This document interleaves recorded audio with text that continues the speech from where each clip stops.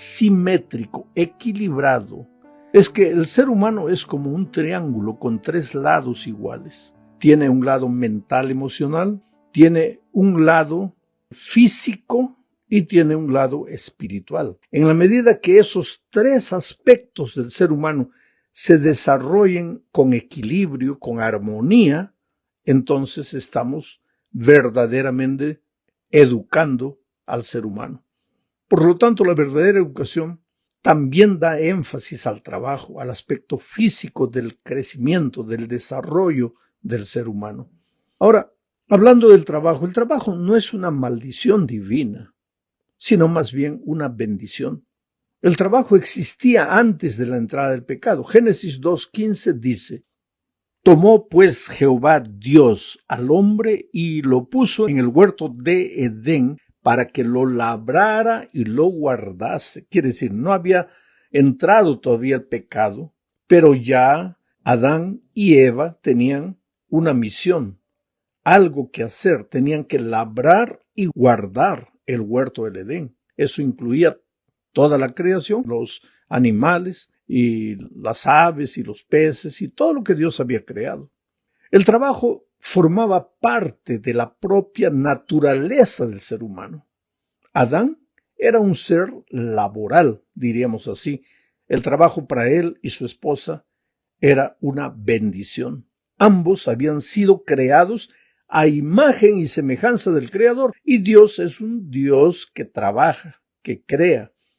Jesús mismo dijo: mi Padre hasta ahora trabaja y yo también trabajo. Por lo tanto, si los primeros seres humanos reflejaban el carácter de Dios, habían sido creados a imagen y semejanza de Dios, lógicamente que el trabajo formaba parte de la esencia del ser humano. Ahora, ¿qué es lo que sucedió con la entrada del pecado al mundo?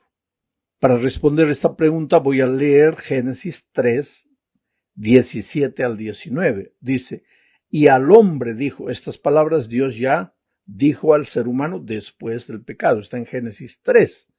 Y al hombre dijo: por cuanto obedeciste a la voz de tu mujer y comiste del árbol que te mandé diciendo no comerás de él, maldita será la tierra por tu causa.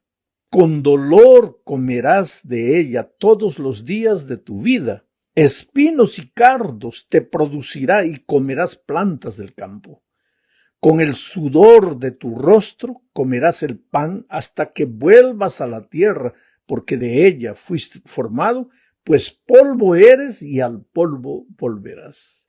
Quiere decir que antes de la entrada del pecado, Adán y Eva cuidaban de la tierra. Pero ahora, después del pecado, el trabajo adquirió un aspecto que no se conocía antes del pecado. Fue el aspecto fatiga, cansancio.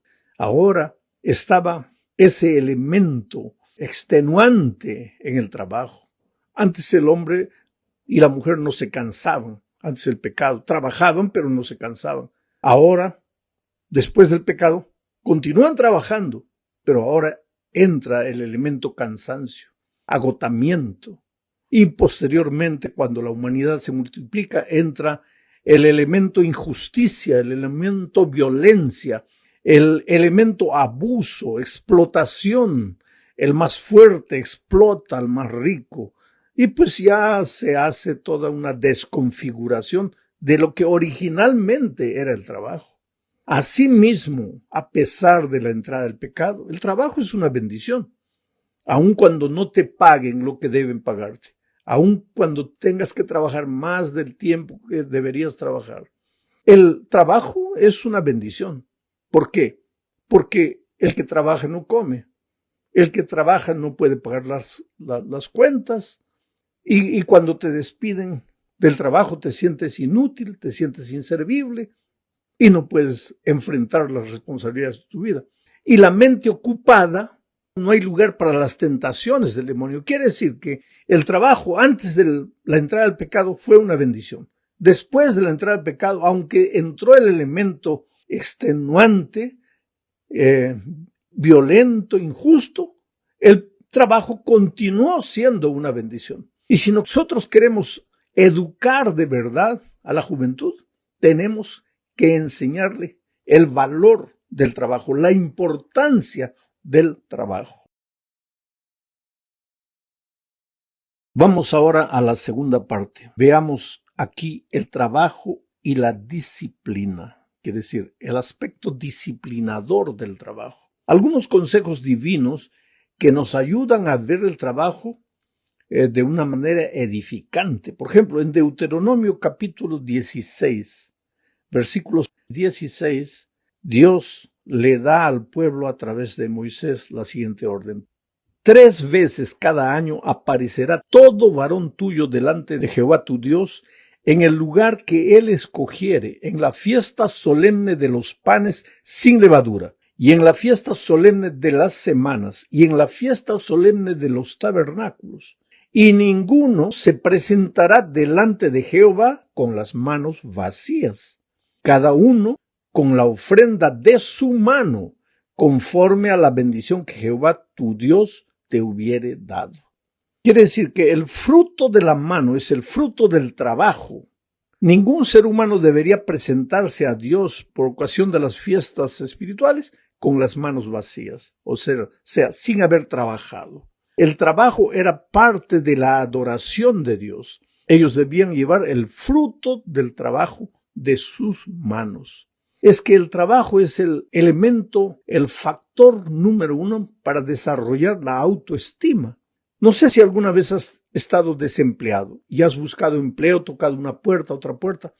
Cuanto más puertas se te cierran, más inútil te sientes, más incapaz te sientes.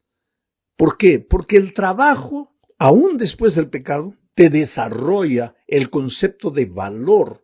Tú vales. El trabajo de tus manos valen. Lo que tú piensas, tus sentimientos, tu corazón, tus fuerzas concentradas en lo que estás haciendo valen. Por lo tanto, el trabajo tiene lugar en la vida del cristiano. A veces nosotros corremos el peligro de pensar que Dios soluciona todos nuestros problemas y que nos pasamos el día todo orando, esperando que Dios nos haga encontrar un buen empleo. Pero ¿qué buen empleo te va a hacer encontrar si te quedas en la casa todo el día orando? Tienes que creer en Dios. No salgas nunca a buscar un empleo sin pedir a Dios que vaya junto contigo. Pero después tienes que salir, tienes que tocar las puertas. Digno es el obrero de su salario, de su pago, de su sueldo. Tienes que trabajar. El dinero no aparece por obra de arte así, una cosa maravillosa. Tienes que buscarlo, tienes que luchar. Este es uno de los aspectos disciplinadores del trabajo.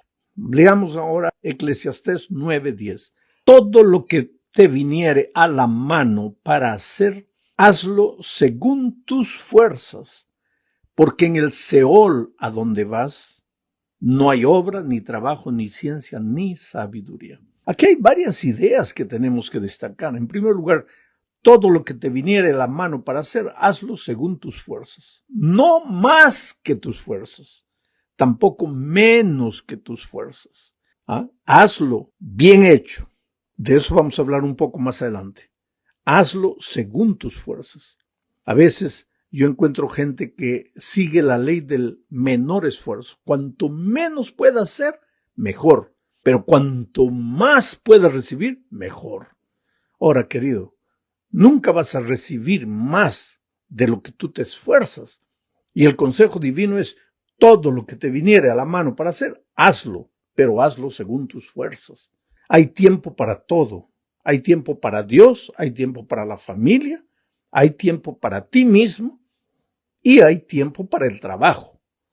Cometemos una imprudencia cuando mezclamos la cosa, cuando le dedicamos todo el tiempo a Dios y nos olvidamos de la familia o del trabajo, o cuando dedicamos todo el tiempo a la familia y nos olvidamos de Dios y del trabajo, o cuando dedicamos todo el tiempo al trabajo y nos olvidamos de Dios y de la familia.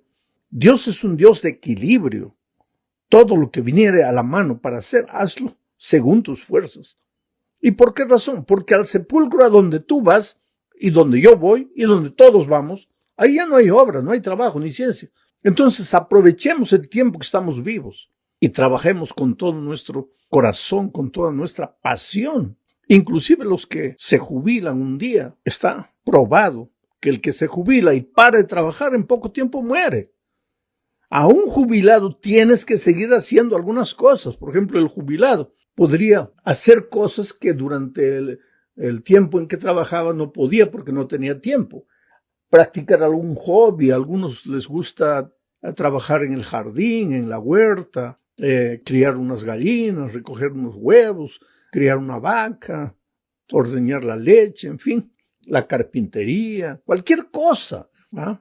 Pero no te pares, porque el trabajo está arraigado en tu naturaleza, en tu ser. Cuando tú paras de trabajar, inconscientemente, es como si pararas de vivir. Ya no tienes motivación para vivir y vas muriendo, porque eso Dios lo colocó en tu corazón.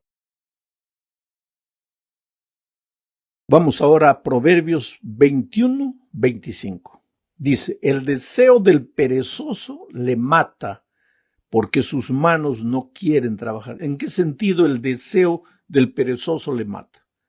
Es que, pues, has nacido para el trabajo, porque si el trabajo existía antes del pecado, si cuando el ser humano fue creado, Dios ya le dijo, te he creado y te doy que cuides el huerto, ya le estaba dando el trabajo.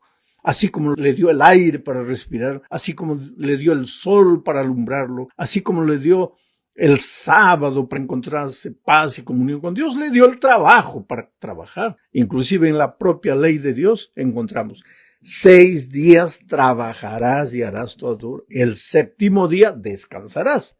No dijo los 7 días descansarás o los 7 días harás lo menos que puedas hacer. No. Hay un día para el Señor, un día de reposo, y después hay que trabajar, pero también hay que darle tiempo a la familia, en fin, ya expliqué todo eso.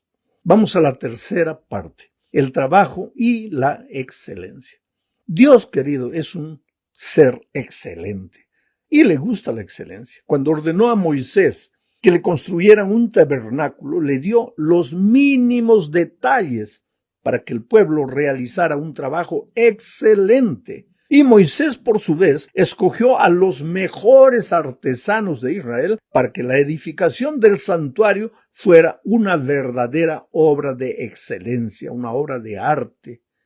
Porque Dios merece lo mejor. Él es un Dios que todo lo que hace, lo hace con perfección. Es un Dios de excelencia. Jeremías 32, 17 y 19 dice, Oh Señor Jehová, he aquí que tú hiciste el cielo. Voy a ir comentando. He aquí que tú hiciste el cielo. Ahora, mira una noche, sal afuera cuando no hay nubes y mira el cielo, las estrellas, la luna. Mira la tierra con su gran poder, dice Jeremías. Observa los pajaritos, las mariposas, las flores. ¿No es un Dios excelente? ¿No es un Dios de excelencia? Entonces vuelvo al texto. Oh Señor Jehová, he aquí que tú hiciste el cielo y la tierra con tu gran poder y con tu brazo extendido. No hay nada que sea difícil para ti. Grande en consejo y magnífico en hechos. Es decir, los hechos de Dios son excelentes, porque tus ojos están abiertos sobre todos los caminos de los hijos de los hombres, para dar a cada uno según sus caminos y según el fruto de sus obras. Obra tiene que ver con la mano, con el trabajo. El Dios excelente te mira desde el cielo para ver si tus manos están haciendo un trabajo excelente. Esto va contra la ley del menor esfuerzo. Todo lo que viniere a tus manos para hacer, hazlo con todas tus fuerzas. No ahorres fuerzas. Cuando es hora de trabajar, trabaja. Cuando es hora de llegar al trabajo, sé el primero en llegar, sé el último en salir. Ve más allá de lo que se espera de ti. Trabaja con excelencia, porque eres un hijo de Dios, porque representas el carácter de Dios en esta tierra. Nadie ignora, querido, nadie ignora que la sociedad en la que vivimos pues se ha convertido en una sociedad competitiva. Demanda excelencia en cualquier área de la vida. Si quieres triunfar, si quieres vencer, tienes que ser un hombre excelente en lo que haces, una mujer excelente.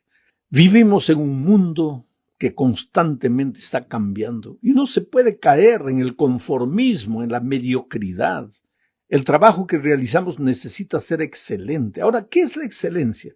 Bueno, según el diccionario español, significa, entre otras cosas, grandeza, eminencia, no inminencia, eminencia, superioridad, altura, dignidad, majestad, poder, soberanía, importancia, elevación, excelsitud. La Biblia habla constantemente de la excelencia de Dios y la relaciona con su magnificencia, con su grandeza, con su poder, y desea que sus hijos sean excelentes en lo que realicen. Sí, porque la visión de Dios es reflejar su excelencia en nosotros. Por eso nos llama reyes en Apocalipsis 1:6. Nos ve como un linaje escogido, real sacerdocio, en 1 Pedro 2:9. Y Efesios 4:13 dice, hasta que todos lleguemos a la unidad de la fe y del conocimiento del Hijo de Dios, a un varón perfecto, excelente, a la medida de la estatura, de la plenitud de Cristo, de la excelencia de Cristo. Dios quiere que crezcamos en esta vida, en esta tierra, para ser excelentes como Cristo fue. Entonces, querido, cuando tú trabajes, trabajo con excelencia. Ahora, el resultado natural de la excelencia en tu trabajo va a ser el título, los cargos, el dinero, el sueldo. Todo eso es resultado. Nadie que entra a trabajar por el dinero llega a tener dinero. Tú olvídate del dinero. El dinero es importante, pero es un resultado. Tú haz lo que tengas que hacer con excelencia, con ánimo. Hazlo con alegría, con júbilo, porque no estás trabajando solo para un patrón humano. Estás trabajando también para un Dios que te observa desde los cielos, un Dios excelente que quiere que tus caminos sean excelentes. Vamos a la cuarta parte, el trabajo y la espiritualidad. Ya dije que el ser humano es como un triángulo, su estructura humana. Tiene un lado físico, un lado mental, emocional y un lado espiritual. Solo que el lado espiritual es la base, Entonces la armonía del triángulo va a depender de la base, del desarrollo espiritual. Si tienes un lado espiritual bien alimentado, bien educado, bien formado, bien desarrollado, entonces el lado físico y el lado mental, emocional van a estar en armonía. Ahora, si el lado espiritual está desequilibrado, todo el triángulo se viene abajo. Por eso es que hay gente que encuentra dinero, trabaja, crece profesionalmente, pero nunca está satisfecho. Tiene buena salud, tiene todo, pero no está satisfecho. ¿Por qué? Porque no tiene la base espiritual. Es por eso que la educación cristiana tiene que enseñar no solamente el aspecto positivo, edificante del trabajo, no solamente las materias que tienen que ver con el desarrollo y el crecimiento intelectual del ser humano, no solamente con administrar bien las emociones, sino también con el desarrollo del lado espiritual, enseñarle al ser humano que si vino de un Dios espiritual, él es un ser espiritual, el ser humano es un ser espiritual, tiene un lado espiritual, y si no lo desarrolla, si no lo cuida, si no lo protege, pues nada de lo que tenga en la vida, de lo que adquiere en la vida va a tener sentido, siempre va a ser un ser humano infeliz. Finalmente, en la última parte veremos el asunto del trabajo y la mayordomía. ¿Sabes, querido? Olvidarse es morir con lentitud. Es irse a los pocos, es perderse en una larga carretera cubierta de neblina. Eso es olvidarse. Una vida sin recuerdos es como un álbum sin fotografías, sin vida, sin historia. Todos nosotros corremos el peligro de olvidar lo que Dios hizo por nosotros en el pasado. Nos acecha la idea de que lo bueno que tenemos es apenas el fruto de nuestro trabajo, de nuestro esfuerzo. Israel no era diferente de nosotros. Por eso, antes de entrar a la tierra prometida, el Señor le advirtió en Deuteronomio 8, 11 al 14 lo siguiente. Cuídate de no olvidarte de Jehová tu Dios para cumplir sus mandamientos, sus decretos y sus estatutos que yo te ordeno hoy.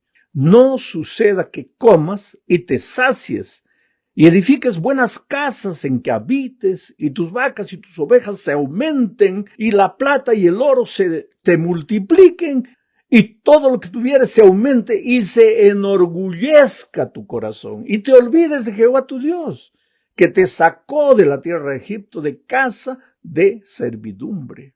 Oh querido, el desafío para los israelitas era recordar que todo lo bueno que poseían no era resultado de su trabajo, aunque el trabajo es útil, sino que todo eso era resultado de la gracia maravillosa de Dios. Pero infelizmente ellos cayeron en el pozo inmundo de la ingratitud, se olvidaron del Creador, creyeron que las bendiciones que disfrutaban les duraría para siempre. Craso error.